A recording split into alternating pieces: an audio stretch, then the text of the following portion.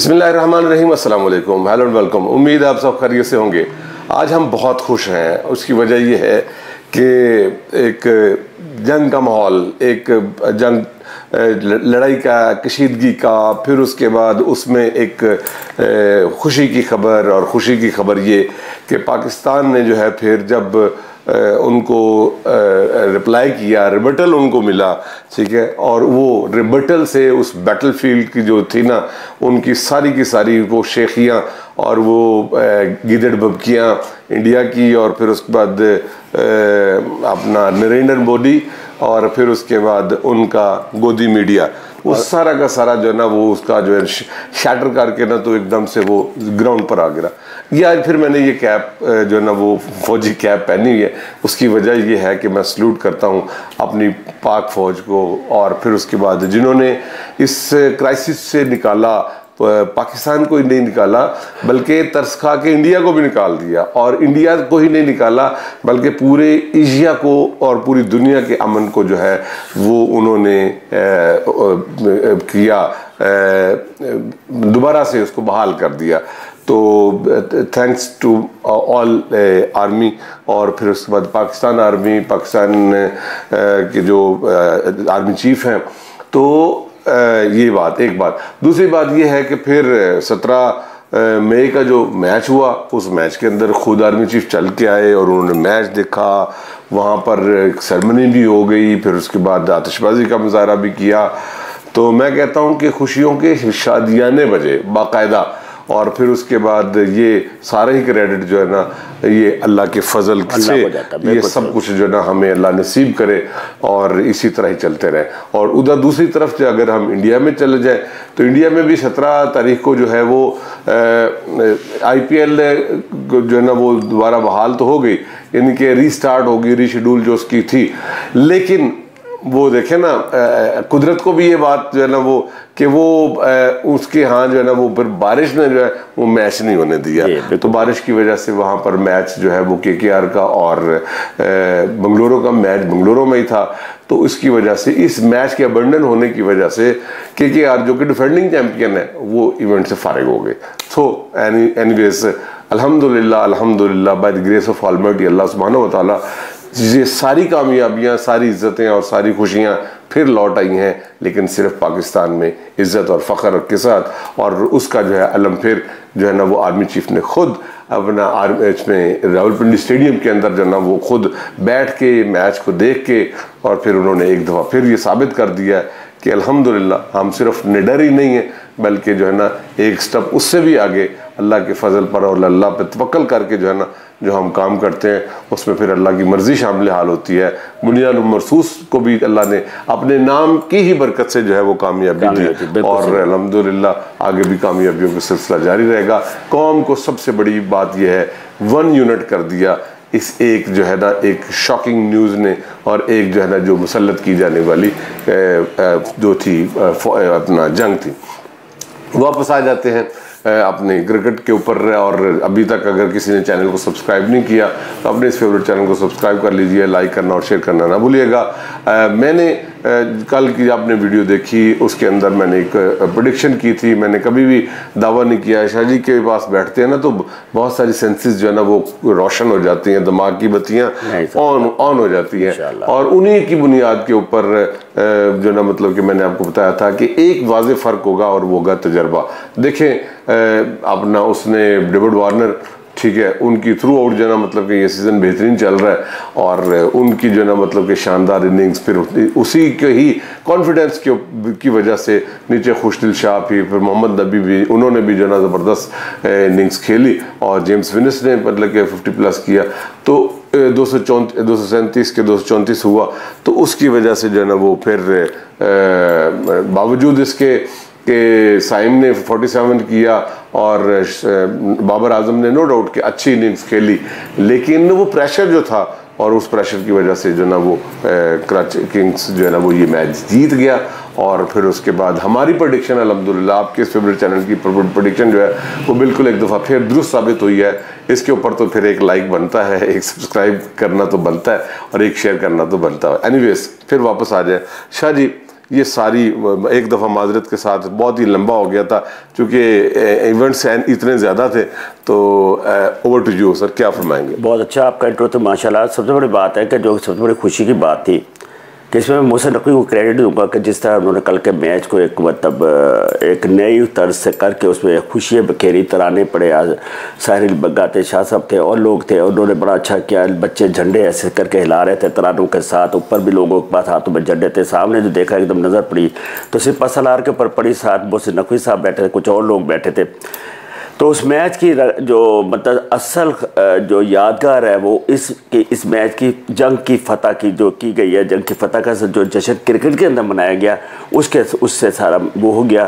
तो मैं समझता हूँ कि मैं मतलब हम फिर एक दफ़ा सैल्यूट करते हैं for to our army chief को, फिर एयरफोर्स चीफ़ को, नेवी चीफ़ को, जिन्होंने जिस बहादुरी से लड़के उनको इतना बौखला दिया है। तो कभी वो कहते हैं कि मिल के जंग हुई थी, कभी कहते हैं हमें तो पता ही नहीं लगा था जंग कैसे हुई, कभी पता लगा कि हम कहते हैं वो अपने अवाम को ठंडा करने के लिए जो नरेंद्र मोदी है उसे सरेंडर मोदी का नाम दे दिया गया। उसे ठंडा करने के लिए वो कोशिश कर रहे हैं कि किसी तरह हमारी जो इक़्तिदार बहाल रहे।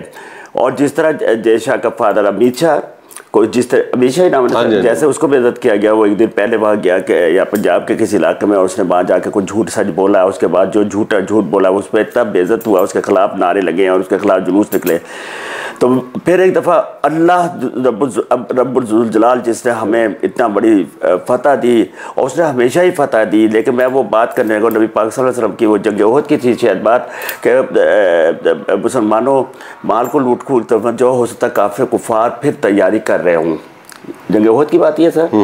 तो फिर उन्होंने दोबारा हमला किया था। तो मैं समझता हूँ कि हमें मैं तो खैर I can not give the कोई suggestion because army is so brilliant and so मतलब अवेयर ऑफ एवरीथिंग, प्रोफेशनल। लेकिन फिर भी एक मुसलमान होने के नाते, एक सच्चा पक्का मुहिब वतन पाकिस्तान होने के नाते तैयार रहिएगा। कहीं वो कोई दोबारा तैयारी ना कर रहे हैं छुप के, वो अपनी बुज़दिलाना करेंगे, वो शिकस्त उनसे शिकस्त हजम नहीं हो रही तो देखेगा अपनी सफ़ों को मजबूत रखेगा। वो कहते हैं कॉम्प्लेसेंट नहीं हो जाएगा, फिर इंशाल्लाह उस पर आ जाएगा। अब आगे क्रिकेट मैच की आपने बात की, that was the marvellous match. Pitch बहुत अच्छी थी, बड़ा रन थे। फिर ये गर्मी जो है बड़े सुखा देती है पिचों को, इसमें बहुत बिल्कुल सूख के बिल्कुल चटियल हो जाती है, फिर इसमें बड़ी रन वाली पिच हो जाती है। तो बड़ी अच्छी रिंग देखने को मिली, जेविंस की, वार्नर की, फिर नीचे उसने नबी ने बड़ा अच्छा खेला, फिर खुशदिल शाह ने बड़ा अच्छा खेला, फिर उसके बाद उसने साहिब अयूब ने 66 हुआ है उसको अपना यंगस्टर जो बॉलर है अली रजा को नहीं अली रजा को नहीं वो अहमद दानियाल को, और ये हाईएस्ट है जी, ये भी एक रिकॉर्ड बना और ये एक नेगेटिव रिकॉर्ड पेशावर ज़ल्मी के हिस्से में आया। तो 4 ओवर में उनको 66 रन पड़े और आउट भी उन्होंने कोई नहीं। देखिए सर, एक बात मैं करने लगा, आप फास्ट बॉलर है, मैं भी क्रिकेटर रहा, क्रिकेट कोचिंग किया। ये पिच ऐसी थी कि जहाँ मर्जी जहाँ चाहे जैसे मर्जी आप खेल सकते हैं। बॉलर्स का बचना बड़ा मुश्किल था।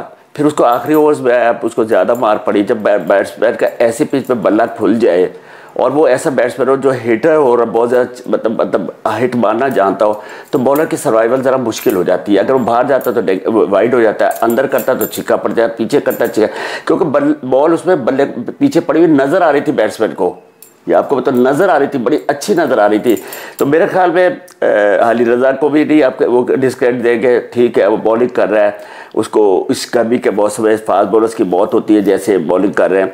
और जैसे हम लाहौर में इस गर्मी में बैठे, नियर 50 है ये, और आगे लाहौर में मैच PSL के जा रहे होने, तो उसमें कितनी गर्मी होगी, तमाशाई किस तरह होंगे। बता आपको ये होगा कि खुदा न के कोई ऐसी बात हो कि कोलैप्स हो जाए या कोई अस्पताल वगैरह के ज़्यादा आपको केस हो जाए। अब हम बात करते हैं कि वो बड़ा बाबर आजम को हम बहुत क्रिटिसाइज़ कर रहे थे, स्टिल ऑन माई वे और ऑन माई स्टेप, बड़ा अच्छा खेला लेकिन आते उसका कैच छोड़ा। मैं सबसे बड़ी बात करता हूँ जो करने लगा वो उमर का भतीजा जो है उसने बड़ा इजी कैच छोड़ा। अगर if you are not fit for that standard तो आपको खेलने का कोई हक नहीं कि आपके हाथ में कैच आ रहा है और आप स्ट्रेच लिख के और हाथ से छोड़ दिया।